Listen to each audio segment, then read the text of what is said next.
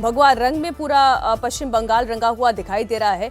ममता बनर्जी की सत्ता तो यहाँ पर फिनिश मोड पर आ गई है। इस बीच बंगाल के अलग अलग इलाकों से हिंसा की भी खबरें आई हैं।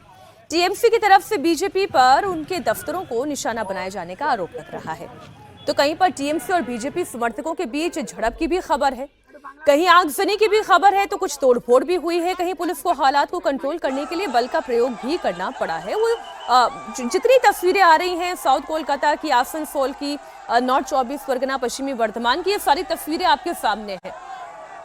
तो ये तस्वीरें, और इसलिए चुनाव के नतीजों के उपरांत भी ये निर्णय लिया गया कि सुरक्षा बल जाएगा नहीं, वो यहाँ पर तैनात रहेगा। इसलिए मैं फिर भी कह रही हूँ 2021 के बाद जो हुआ था उन परिस्थितियों से आज की तुलना करें अजीत जी तो फार बेटर मैं कहूंगी। हालांकि इतना भी होना ठीक नहीं है, बट फार बेटर। लेकिन ये तो कुछ भी नहीं है। जो जिस तरह की हिंसा 2021 के बाद हुई थी या उसके पहले हुई थी, जो पश्चिम बंगाल में चुनावी हिंसा का जो इतिहास रहा है, उसको देखते हुए ये कुछ भी नहीं। न चुनाव के दौरान हुआ, न चुनाव के पहले हुआ, और चुनाव के बाद भी ये जो हिंसा हम लोग देख रहे हैं, ये आइसोलेटेड इंसिडेंट्स हैं जो अलग अलग कॉन्स्टिट्यूएंसी में एक स्थानीय कारण से उत्पन्न हुए हैं। कहीं कोई कैंडिडेट है कम अंतर से हारा है, या कहीं वो जो हिट ऑफ द मोमेंट में जो हिंसा होती है, ये उस तरह की हिंसा है। ये इंस्टीट्यूशनल हिंसा नहीं है, प्लान करके हिंसा जैसे पहले होती। अगर तृणमूल कांग्रेस यहाँ जीती होती तो जो स्थितियां होती, या जीत हार का अंतर कम रहता, तो तब वो जो हिंसा होती वो नहीं है। ये प्लान करके हिंसा नहीं हो रही है। एक कहीं ना कहीं सेंस ऑफ सिक्योरिटी लोगों के मन में है सुरक्षा बलों की मौजूदगी से। और आज अखबारों में हम लोगों ने देखा कि जितने भी सीएपीएफ हैं, चाहे बीएसएफ हो, चाहे सीआरपीएफ हो, चाहे सीआईएसएफ हो, चाहे इंडो तिब्बत फोर्स में पुलिस बल हो, सबके डीजीपी कोलकाता में बैठे हुए। तो ये अपने आप में एक बड़ी पावरफुल तस्वीर है कि सिक्योरिटी है हमारे यहाँ। कोई इंस्टीट्यूशनल तरीके से प्लान करके कोई हिंसा नहीं कर सकता है। सर, मैं अमिताभ जी एक भारत के नक्शे की बात करना चाहती हूँ। अभी 4 दिन पहले जब मैं रिसर्च करने बैठी, फिर भारत का नक्शा देखूं, उसका पॉलिटिकल मैप देखूं, वहां पर बीजेपी कहां पर है, गठबंधन की सरकार कहां पर है, कांग्रेस पार्टी की ताकत कहां रह गई। तो आज की तारीख में अगर मैं वेस्ट से लेकर ईस्ट तक का पूरा मैप देखती हूँ तो वहां पर भगवा ही भगवा हो गया है।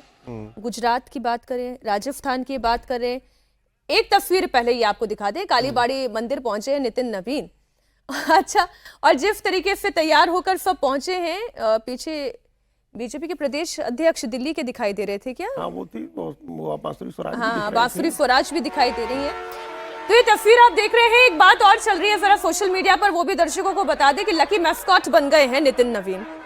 उनके पार्टी के राष्ट्रीय अध्यक्ष बनने के साथ साथ बिहार में तो वैसे भी एनडीए की सरकार पहले भी थी, लेकिन सम्राट चौधरी मुख्यमंत्री बन गए, और फिर असम में हिमंता बिस्वा शर्मा की सरकार बन गई, फिर से बीजेपी आ गई। इधर पश्चिम बंगाल में जो कभी नहीं हो पाया वो हो गया। श्यामा प्रसाद मुखर्जी की धरती पर कमल का खिल जाना है ये इस बात की, ये इमोशनली एक बड़ा मोमेंट है जो हम लोग कल प्रधानमंत्री के भाषण में भी देख रहे थे कि जनसंघ के संस्थापक थे डॉक्टर श्यामा प्रसाद मुखर्जी। और उस समय से एक समय था जब जनसंघ ने चुनाव लड़ा था और वहाँ कोई 7-8 सीटें या 9 सीटें वहाँ भारतीय जनसंघ ने जीती थी। वो सबसे बढ़िया परफॉर्मेंस था उस समय के हिसाब से। फिर उसके बाद की लड़ाइयों में लगातार कमजोर होती गई। जब नई भारतीय जनता पार्टी बनी तब तो 2 सीट से आगे बढ़ नहीं पाती थी जी।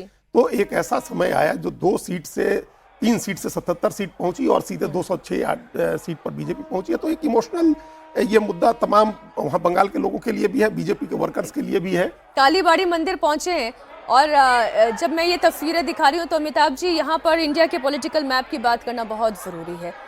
हर जगह कमल छाप कमल छाप कमल छाप हो गया है।